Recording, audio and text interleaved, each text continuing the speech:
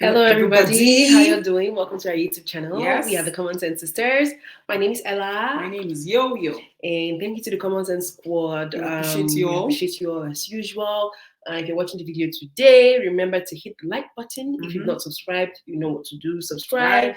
Beside the subscribe button, there's a notification bell. So you press it and you always get notified whenever we post our videos. What else are the things that Common Sense Squad members do? You share the video. After I use the video to do the debates. Debates among yourself. You comment and then you participate in our Saturday live videos as well. They are the best. They are actually the best. And also, you can find us on different social media platforms and follow us on there. And as well, check out our detailed playlists for different videos where you can catch up on watching. And yeah, so today we're going to be talking about the dangers of watered down feminism and like people who distract the movement of feminism. And so we'll just dive straight into it. One of the problems is that it brings a distraction, like you were saying, to the premise or the focus of the movement.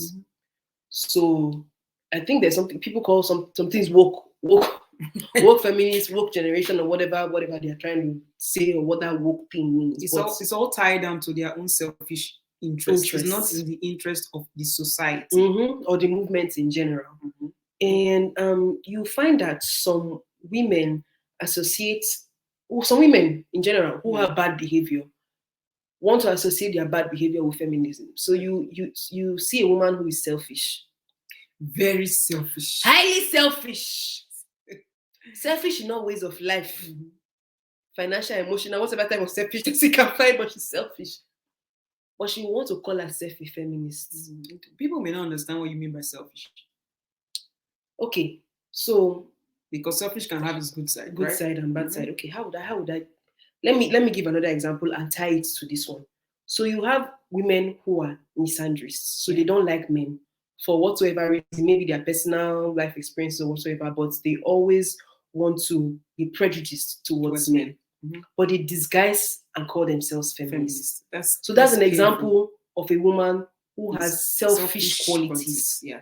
That's the example of the selfish qualities we are talking about. And then they disguise as feminists. So, and they distract the movement. So you have, for any ill that happens in society or whatever, and let's say, regardless of whether if a woman is at fault in that sense, this woman who is selfish would not point out the wrong of the woman. They would always throw jabs at the man, regardless of if he's right or if he's the virtuous one, or if he's the victim in that circumstance. Yeah. So, for example, you have some men who are going or who have gone through domestic violence or emotional abuse in their relationships, and they come out and they speak about these things.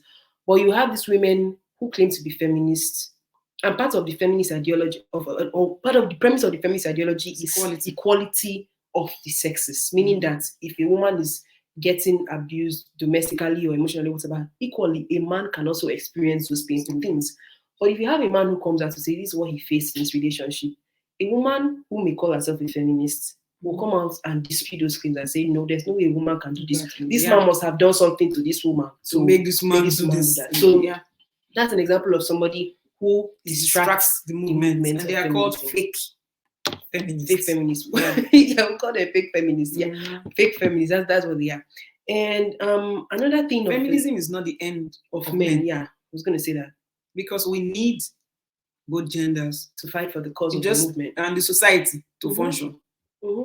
So when people just focus on attacking the men just because they are men, whether the men are making sense or not, oh, you're just a man. We don't want that. We don't want that.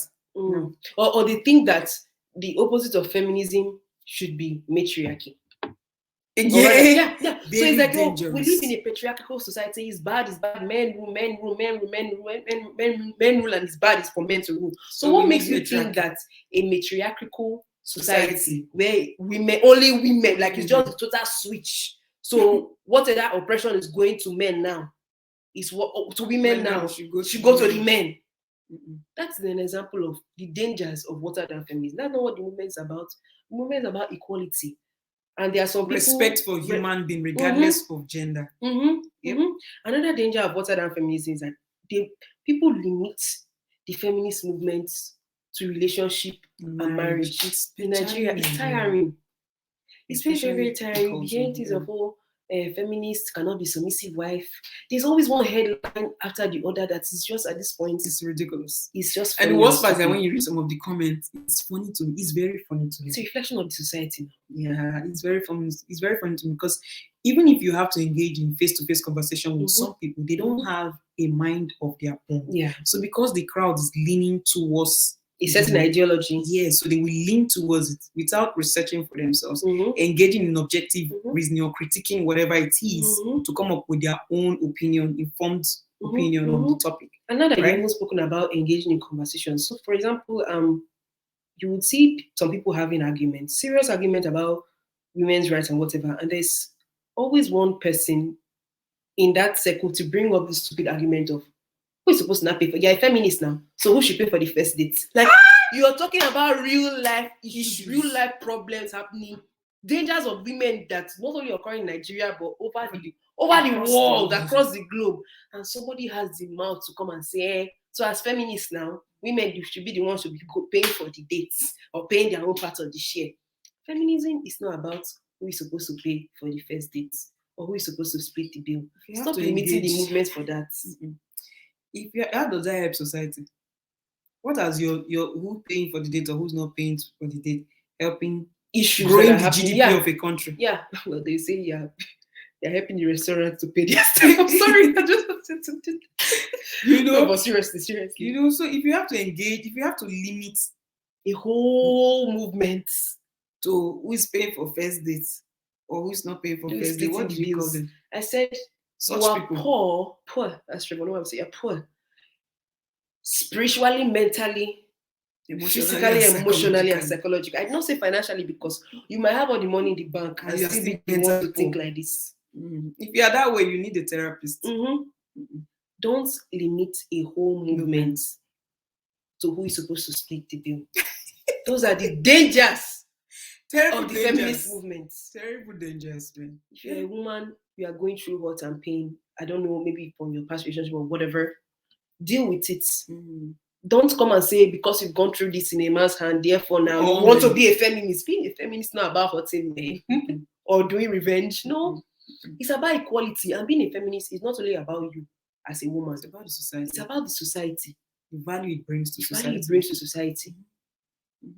For example, like we have some issues where, of course, in the past, like 2014, I don't want to say it's like a few years back because it's still fresh. When those Chibok girls got kidnapped, not all of them have been found. But we had there's so many women that were in for that movement, fighting for the girl child. I mean, the pioneers there at the beginning that were popularly known then was Dr. Obi Ezekwesili. I think she did a one-woman march one time. And then Aisha Yusufu, and then so many other. So if you even remove all these things in society now and say you want to focus on petty stuff, then that's a danger to the movement. And you have to have a rethink. Ask yourself, what am I doing? That's this bad selfishness we're talking about because you're looking for something that will favor you and yourself, only you. It's about the society, balancing substantive equality in the society. Yep. So these are some dangers that we've seen. There are a couple of others we do not know. So if you know any, leave them in the comment section. Yeah. If you've engaged in such type of conversations, how did you handle it? Yes, I don't really know. I can't engage in that kind of conversation because it's intellectually draining for me. You know? So if you've engaged in that kind of conversation where people reduce the value of the movement to who is paying for the first dates, or relationships, or whatever. Or like they don't see the bigger picture of it. That's how did you handle it? Were you part of the people bringing up that stupid debate? And what are some of the things you've seen in the society that makes you question that these people are distracting the movement? Yeah, they're not truly. Let us know in the comment section. Let's engage in the comment section. If you've gotten to the end of the video, thank you for watching. Don't forget to give it a thumbs up. You know, check us out on Saturdays. Yeah, for live shows. Live shows are where you come and if you cannot express yourself in the comment section, you want to verbally do it, then come on the live show and all ears. Well, yeah, and the squad is also ready to hear what you have to say. Until we'll see you next time. The common sense never depart from here. Bye. Adios. Yes.